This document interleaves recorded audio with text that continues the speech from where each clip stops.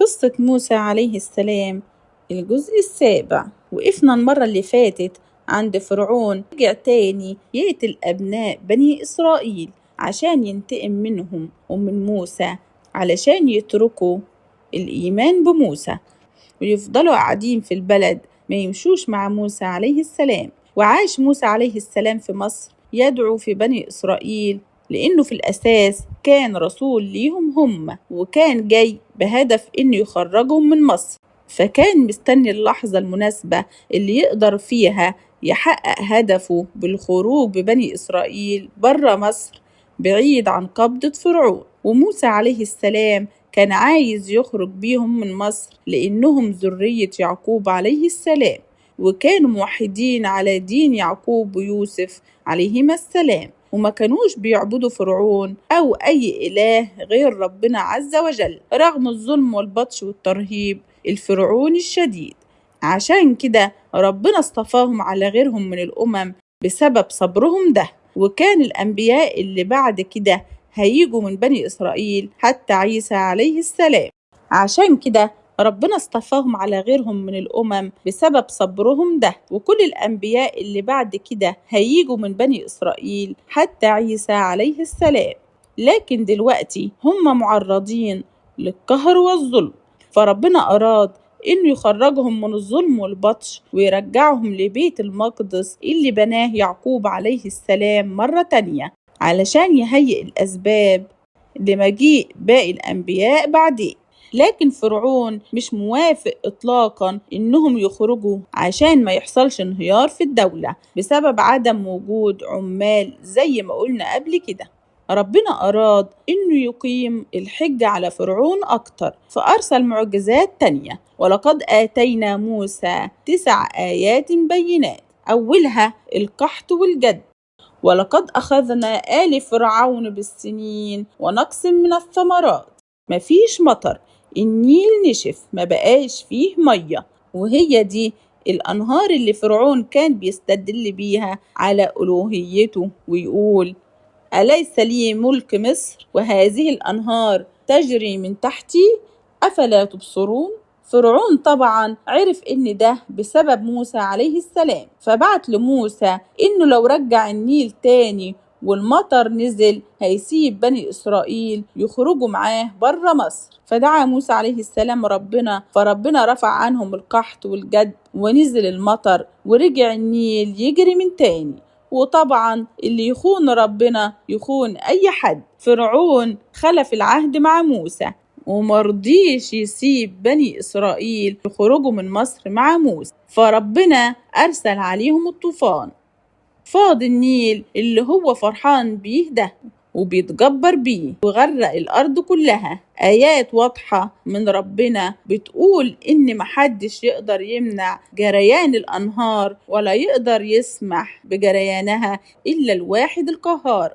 لكن مين يعقل الآيات؟ فبعد فرعون لموسى عليه السلام تاني ووعدوا المرة دي مش هيخلف كلمته. فلما ربنا رفع عنهم البلاء تاني رجع فرعون في وعده لموسى للمرة التانية بكل جبروت واستكبار. وفضل الوضع كده، ربنا يرسل الآيات ورا بعض وفرعون يطلب من موسى عليه السلام الدعاء ويوعده، ولما البلاء يترفع يخلف فرعون وعده. ربنا أرسل عليهم الجراد فأهلك المحاصيل الزراعية، وأرسل عليهم القمل يقال إنها حشرات الرأس ويقال أيضا إنها السوس، وأرسل عليهم الضفادع، بقت كل البلد مليانة ضفادع في أكلهم في سرايرهم في هدومهم وفي كل مكان، وابتلاهم بنقص الثمار. وأرسل عليهم الدم، كل السوائل اتحولت لدم. المصري العادي يجي يشرب المية يتحول في إيده لدم، ياخدوا الراجل من بني إسرائيل المؤمنين يتحول لمية. فأرسلنا عليهم الطوفان والجراد والقمل والضفادع والدم، آيات مفصلات فاستكبروا.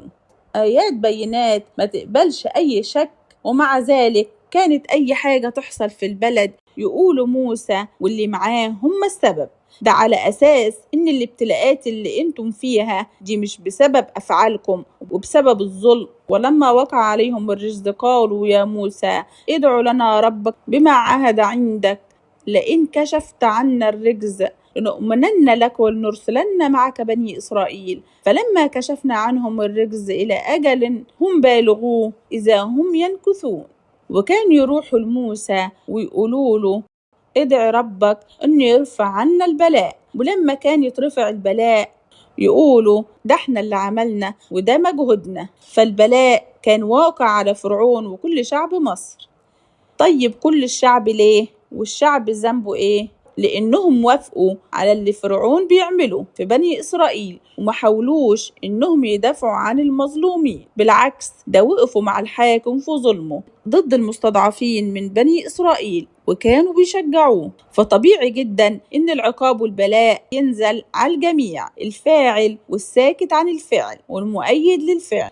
وبعد كل الآيات دي ومع إنهم عارفين إن كل مرة البلاء مش بيترفع غير لما موسى عليه السلام بيدعي ربه إنه يرفع عنهم البلاء، محدش فيهم آمن برضه، لا فرعون ولا الشعب. موسى عليه السلام لما شاف ظلم وبطش فرعون وشاف الكبر والعناد وعدم اتباع الحق بعد كل المعجزات دي، وكمان ربنا كان أوحى ليه إنه خلاص محدش فيهم هيؤمن، فراح دعا عليهم وقال موسى ربنا إنك أتيت فرعون وملئه زينة وأموالا في الحياة الدنيا ربنا ليضلوا عن سبيلك ربنا اطمس على أموالهم وأشدد على قلوبهم فلا يؤمنوا حتى يروا العذاب الأليم. يعني يا رب أنت اديت فرعون واللي معاه الأموال الكتيرة وكتير من متاع الدنيا لعلهم يشكروا النعمة ويؤمنوا بالله اللي أعطاهم النعم، لكن ده ما حصلش. ومش بس كده، ده أضلوا الناس وكفروا وتجبروا وقتلوا واستضعفوا خلقك المؤمنين. فيا رب امحي أموالهم واخفيها عنهم وامحقها تماما وما تخليهمش ينتفعوا بيها بأي طريقة، واختم على قلوبهم بحيث ما يؤمنوش فعلا حتى يروا العذاب الشديد.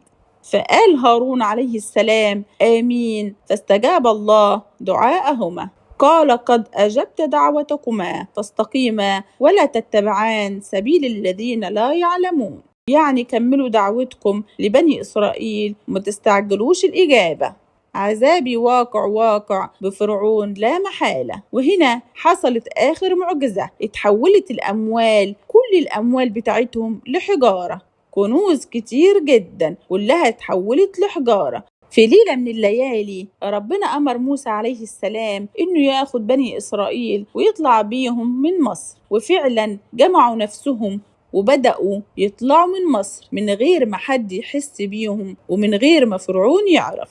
وربنا أمر موسى عليه السلام إنه يتجه ناحية البحر الأحمر اللي عند خليج السويس. وأوحينا إلى موسى أن أسري بعبادي إنكم متبعون واتركوا البحر رهوا. في الوقت ده كان فرعون صحي وبدأ ينادي على الخدم من بني إسرائيل، ملقاش حد، يدور هنا ويدور هنا مفيش حد. بدأ الكل يدور عليهم مش لاقيين حد منهم في أي حتة. أمر فرعون الجنود إنهم يخرجوا يتتبعوا أثر بني إسرائيل عشان يلحقهم قبل ما يفلتوا من إيده، وراح مع جنوده بنفسه. وبدأ الليل ينتهي والشمس تطلع، فشاف بني إسرائيل فرعون وجنوده جايين وراهم فخافوا جدا.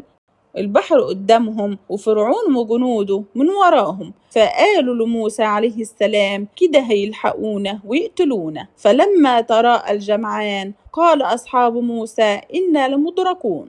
وكان إيمانهم مش بالقوة الكافية، زي ما قلنا قبل كده كان إيمان ضعيف فيه وهن واضطراب، فكانوا خايفين من فرعون جدا. فموسى عليه السلام طمنهم بكل قوة ويقين، قال كلا إن معي ربي سيهدين، ما تخافوش أنا معايا ربنا مش هيضيعني وهيقول لي أعمل إيه في كل خطوة.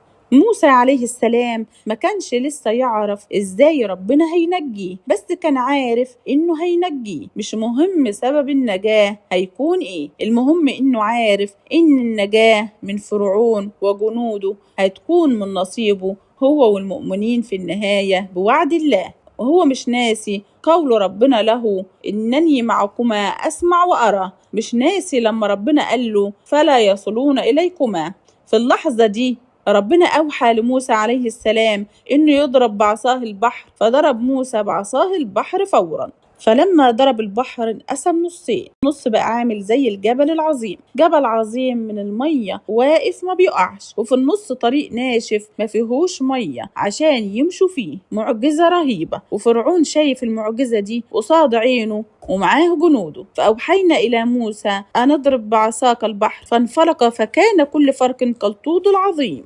دخل بنو إسرائيل في الطريق بين جبلين المية عشان يعدوا الناحية التانية ويهربوا من فرعون وجنوده. مين اللي دخل وراهم؟ فرعون وجنوده. وجاوزنا ببني إسرائيل البحر فاتبعهم فرعون وجنوده بغيا وعدوا. بعد ما آخر واحد من بني إسرائيل عدى بسلام، ربنا رجع البحر تاني زي ما كان وفرعون وجنوده في النص. فلما فرعون عرف خلاص إنه ميت ومفيش حاجة هتنجيه غير الإيمان، قال: آمنت أنه لا إله إلا الذي آمنت به بنو إسرائيل. قال جبريل: يا محمد، فلو رأيتني وأنا آخذ من حال البحر فأدسه فيه مخافة أن تدركه الرحمة.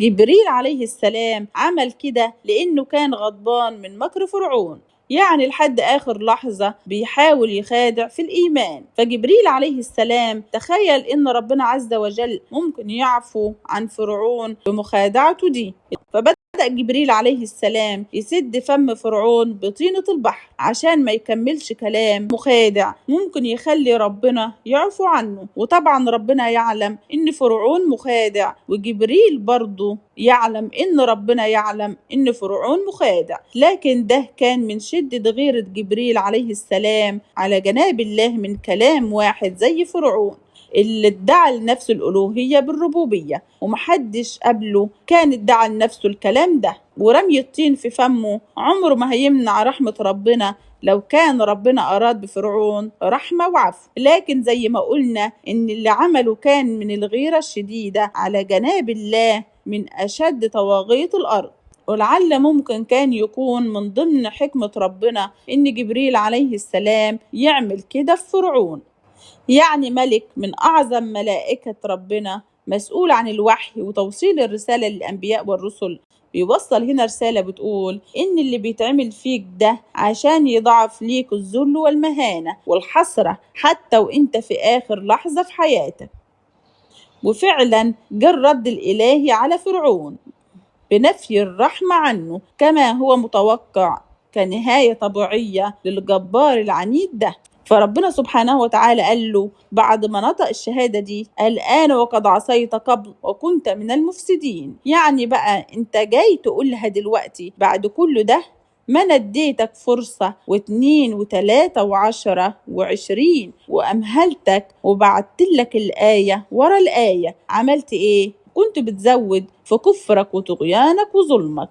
فأنا هنجيلك جسمك وأطلعك جثة ميتة عشان الناس تشوف الإله اللي كانوا بيعبدوه. هسيب جسدك بدون ما يتحلل عبرة وعظة لكل حد يجي من بعدك. فاليوم ننجيك ببدنك لتكون لمن خلفك آية. نجى الله قوم موسى عليه السلام من فرعون وجنوده، وشافوا المعجزة قصادهم إزاي ربنا أهلك فرعون والجنود في البحر، وأنجينا موسى ومن معه أجمعين. وكان اليوم ده 10 من محرم اللي هو يوم عاشوراء اللي احنا بنصومه كل سنة مع يوم قبله أو يوم بعده، لأن الرسول صلى الله عليه وسلم لما هاجر للمدينة لقى اليهود بيصوموا اليوم ده، فسألهم وقالوا له: هذا يوم نجى الله فيه موسى. فقال رسول الله: نحن أحق بموسى منكم. بدأ قوم موسى يمشوا معاه في الطريق لبيت المقدس بعد ما ربنا نجاهم من فرعون. على طول عدوا على ناس بيعبدوا أصنام بيسجدوا ليها ويتمسحوا فيها علشان ياخدوا البركة. فقالوا لموسى عليه السلام: يا موسى، اجعل لنا إلها زي ما هم عندهم آلهة. وجاوزنا ببني إسرائيل البحر فأتوا على قوم على أصنام لهم فقالوا: يا موسى، اجعل لنا إلها كما لهم آلهة. إن شاء الله هنعرف تفاصيل الكارثة دي مع الجزء الجاي من قصة موسى عليه السلام.